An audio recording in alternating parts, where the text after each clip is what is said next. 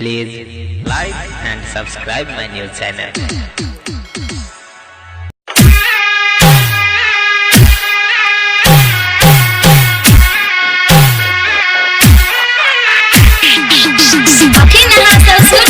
किसानपुर से मां Janaki recording studio की शानदार प्रस्तुति।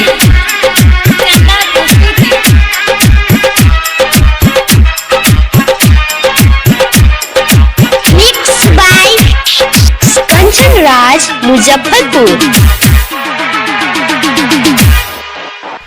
हम की सुने छियो तुहर बियाह हो छके गए गए गए गए गए गए गए गए गए गए गए गए गए गए गए हम की सुने छियो तुहर बियाह हो छके तू हमरा छोड़ ले गे तोहरा नहीं छोड़बोगे मरकारी फरबोगे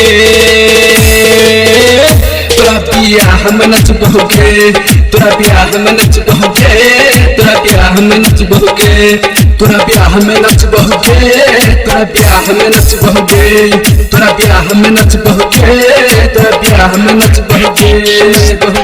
मिक्स बाय कंचन राज मुजफ्फरपुर।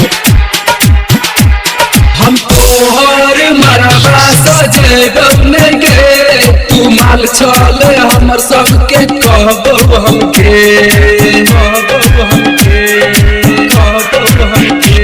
हम तोहर मरबा सजेबने गे तू माल चल हमर सबके कहबो हमके ई बारन रहतोगे कसम खाइ छी हमके कपार फर देबोगे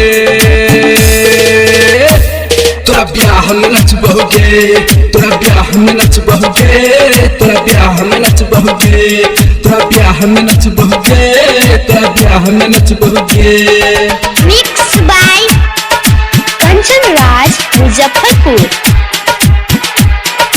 राइटर जीवछ दीपेश को होगे दुल्हा हो तोहर पूरा पागल के पूरा पागल के पूरा पागल के सिंगर राजवीर रमेश को होगे दुल्हा हो तोहर पूरा पागल गे है तो विदाई तो नहीं करबोगे याद में तोहरा दारू पीबोगे तू जाबे ससुरा तो सिगरेट पीबोगे गांजा हम पीबोगे